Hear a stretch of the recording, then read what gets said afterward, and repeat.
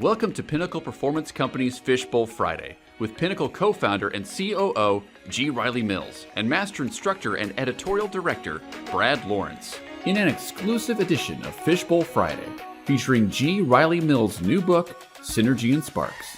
Hey everybody, we're back. It's Fishbowl Friday here at Pinnacle Performance Company. I'm Brad Lawrence. This is G. Riley Mills. You may notice something is missing. There's no fishbowl. What the heck? Gary's in a jacket. What's going on here? Well, Class it up. Yeah, right. Class it up for you. Well, here's what's going on. Gary and Pinnacle, you've got a book coming out. And Indeed. I've never written a book.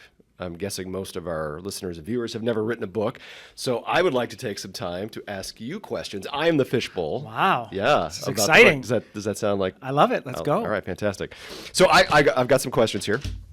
I've written down, typed down, whatever. And we'll go through these. We'll see, and I'll springboard some questions as well. We've not rehearsed this, so this is you're seeing it live. I will do my best to answer your questions. So this is your third book. Well, your third Pinnacle book. Yes. You've written other books, but you've Pin Drop Principle, Bullseye Principle, and now this one is Synergy and Sparks. That is correct. That's an interesting title. Can you talk about the title and why you chose it? What does it mean, et cetera? Yeah, absolutely. Yeah, so the first two books, 2012, The Pin Drop Principle, which I put together with Dave.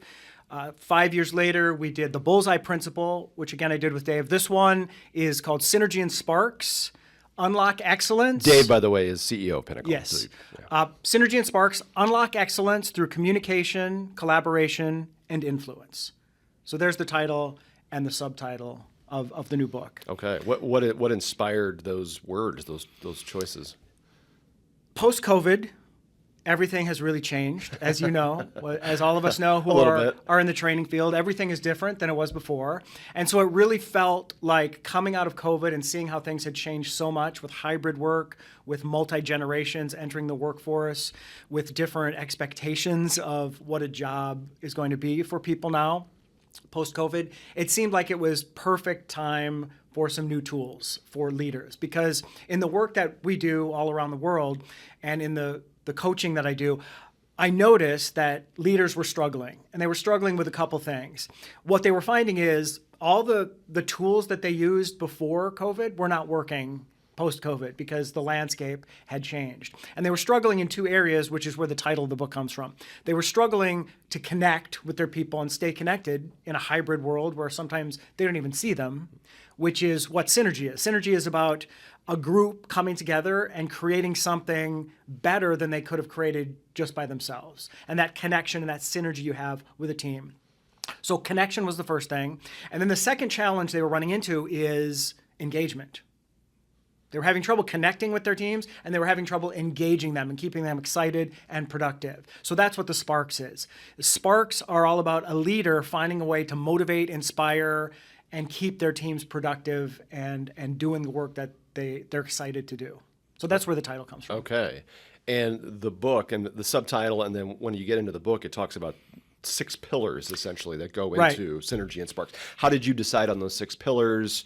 And we'll talk more about the pillars individually. I want to ask about those, but how did you select those 6? So that's the hard thing about creating a book, right? When you write a book, you have to figure out not only what's in it, what gets the real estate in 300 pages, but also how do you organize it, how do you structure it, and what's the narrative? What's the flow of it? So if the title is Synergy and Sparks, Unlock Excellence through Communication, Collaboration, and Influence, now what's the journey we're going on through the book? And so what I did is I tried to go back to the Pinnacle Gold, the things that we teach and that we train in our coaching and our workshops, and really, there are 6 areas that if you want to be a successful leader post-COVID, you got to focus on these 6 areas. And so I tried to break it down just to those 6 areas. And so the book is written different than the other books even because, in my opinion, people read books differently in 2025 than they did 12 years ago, 15 years ago. So shorter chapters. Like I read a lot of books, and if it's a 35-page chapter with no breaks, I don't love it because I want that satisfaction of getting a chapter in the bank and now I'm going to go to bed and whatever. So shorter chapters, more chapters, but shorter. And the tone and the feel of it is more like a podcast. It's like you and I just talking and me telling you stories and me sharing some tips and techniques. And so the tone of it is less kind of business booky and more podcasty. Okay. That was the difference. Interesting. And you've written screenplays, you've written plays. He's won an Emmy, ladies and gentlemen. You're a writer in a lot of different ways.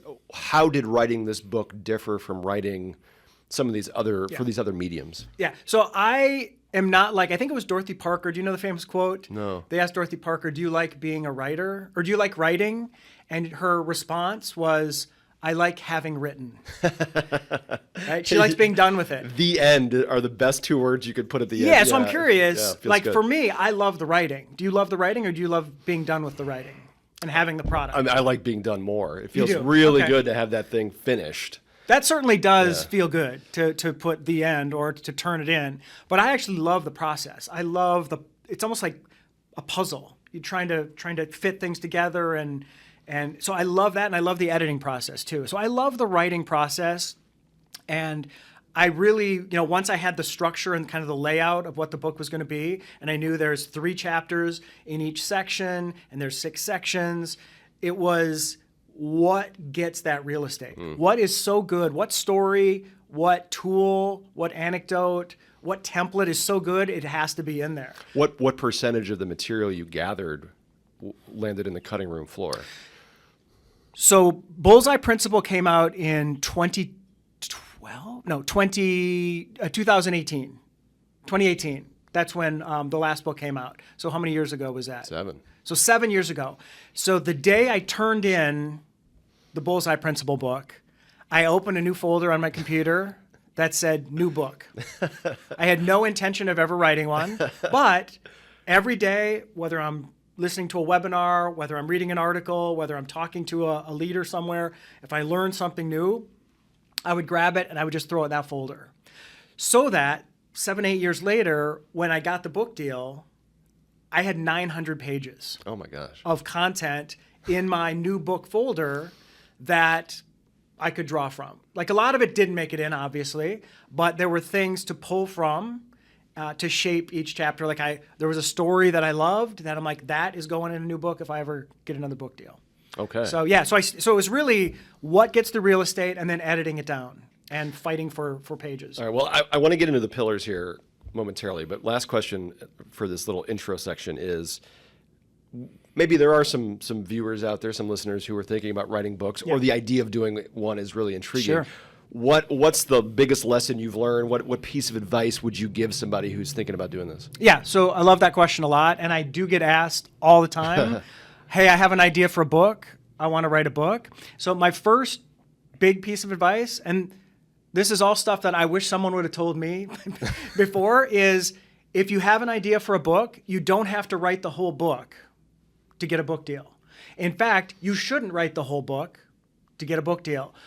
You put a proposal together, you write a proposal, and you write the first chapter or one chapter. It doesn't have to be the first chapter, but a publisher or an agent wants to see if you can write. They want to hear your voice. They want to see how you handle narrative. So don't feel like you have to write a 300-page book before you go try to get a book deal.